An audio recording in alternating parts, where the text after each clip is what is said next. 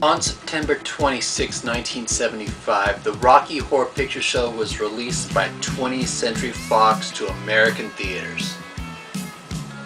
And it bombed. Horribly. I mean, no one came. But then on April 1st, 1976, Fox decided to release it as a midnight movie in New York at the Waverly Theater. And something magical happened. Slowly but surely, audiences embraced it and started to go to the film every week. Soon people started to dress as their favorite characters, started to yell lines at the screen, and began to act out what was going on the screen. It was a success, and for 35 years has been the longest running film in history. Every Saturday night, the Rocky Horror Picture Show is playing in a theater somewhere in the world. So with this unprecedented success, the suits at Fox wanted a sequel for the film. And so Richard O'Brien begat Shock Treatment. And it was good? When I first heard of Shock Treatment, I was just introduced to Rocky Horror back in 1990. And I really thought that Brad and Janet were going to be terrorized by the transvestites from Transsexual Transylvania once again. But as I was watching it, I realized that it wasn't the case. When? Right about here. Once upon Don't a know time, you. in a town Don't know not you. far from yours, there lived Okay, a real Patricia Quinn and fast Richard guy. O'Brien, cool. His life was Charles fast. Gray, okay, but where's his His fucking friends neck? were Nell Campbell, cool. Even his food was fast. Don't know But he you. was still not satisfied. What? He wa- No Susan Sarandon, no Barry Bostwick, no Meatloaf, and no Tim Curry? I mean, how is this going to be a sequel when the talent that made the Rocky Horror so successful isn't even in the film? I mean, what were they doing? Okay, Susan Sarandon's career was actually taken off after Rocky Horror by getting an Academy Award nomination for the film Atlantic City in 1980. So obviously her price tag had gone up, but Barry Bostwick? He was shooting Megaforce. Yeah, Megaforce. Tim Curry? He was on the Broadway stage in Amadeus playing the title role. Yeah, Amadeus. Tim Curry played Mozart. And he was nominated for a Tony for that role. I'm serious. So we are left with this. Now the town of Denton is a television studio where the entire town just goes and sits down and watches the lives of other more popular and beautiful people. In the audience is Brad and Janet Majors, this time played by Jessica Harper and Cliff DeYoung. That's us, Brad. So we find out that Brad and Janet are not having a very happy marriage, and they get picked to be on the game show Marriage Maze, hosted by Bert Schnick. Should have been played by Tim Curry. I'm just saying.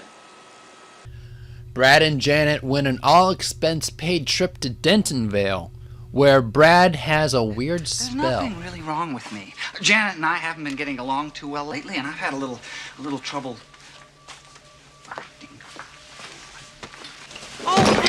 He then gets committed, and we find out that Dentonvale has a brand new sponsor.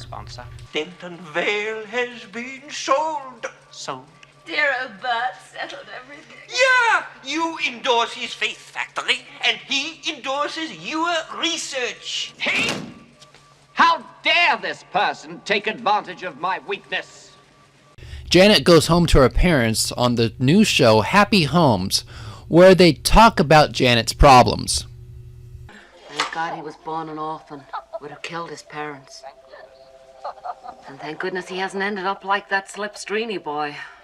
What are you talking about? Danny Slipstreany's a chip off the old block. I played 18 holes of golf with his father just last week, and Hank says that Danny's moved to New York to better himself. He moved all right. And they found him at the back of Wilson's bakery. Naked. With 15 other men. Mexicans. You shouldn't have said that.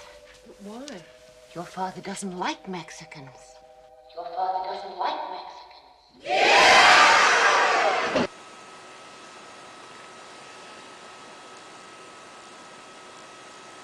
No. I'm not even going to touch that one for the 10-foot pole.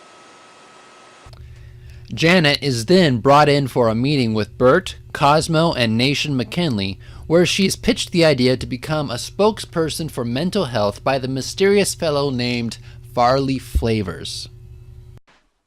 Time's tight, Janet. Do it right, Janet.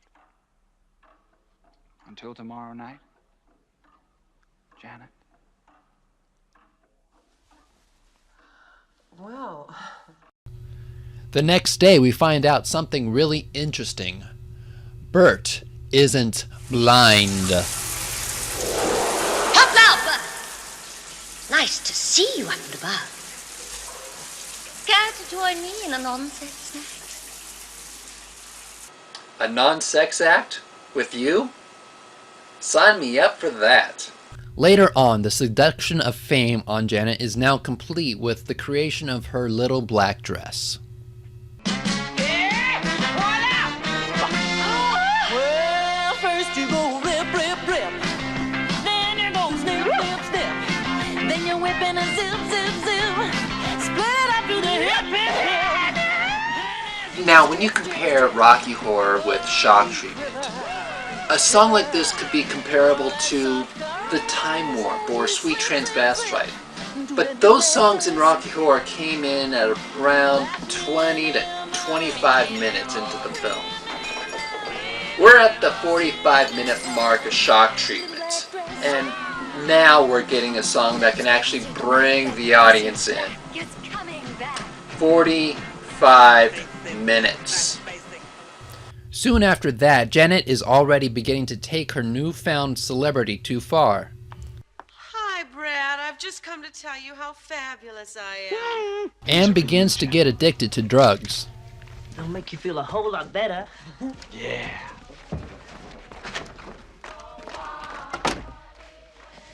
Amateurs.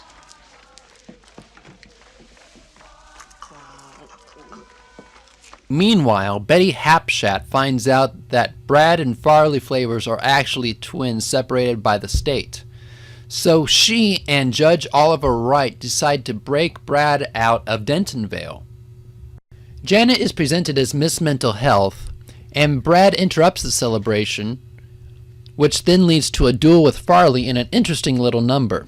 You're a dead-end deadbeat, nowhere mister, with a kiss like a Mississippi alligator sister. I took as much of you as any man can. You've lost your heart. You've lost your cause. Then the audience has to decide who they want to believe. They of course side with the pretty, famous people instead of the one-hit wonder Janet. The audience goes to Dentonvale and commits themselves while Brad and Janet escape once again, but this time are happier than ever. That was Shock Treatment. While it is most definitely not a continuation of the original story to the Rocky Horror Picture Show, I do believe that this is most definitely its equal. The music is just so great that it almost even surpasses the quality of the music in Rocky Horror. Plus, the camera work during the musical sequences was just fantastic. I would like to say that it was influenced by the success of MTV, but MTV was actually launched in August of 1981 when Shock Treatment was released on Halloween of that same year. I would also love to say that Shock Treatment inspired a lot of music videos after that, but unfortunately that hypothesis wouldn't be the case either. Shock Treatment was never given a wide release. It was only released as a midnight movie with Fox hoping that the success of Rocky Horror would be duplicated. Unfortunately, that wasn't the case. Fox didn't realize that cult films like Rocky Horror achieved cult status organically, not systematically. If this film was released wide during normal business hours, this film may have found its audience, but unfortunately it didn't.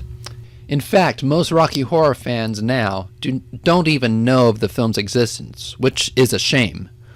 Only recently, with both the release on DVD in 2006 as well as the latest Rocky Horror Convention in Los Angeles, where Jessica Harper and Cliff Dion came to celebrate the film for the first time, has audiences really started to embrace the film for what it is.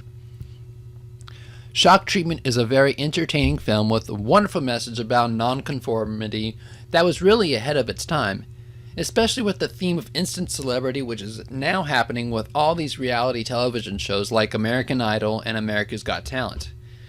If this film was a success, would our television culture be different than as it is today? One could only guess. I'm Zack Scott, and I'll see you on the next Laserdisc Memories.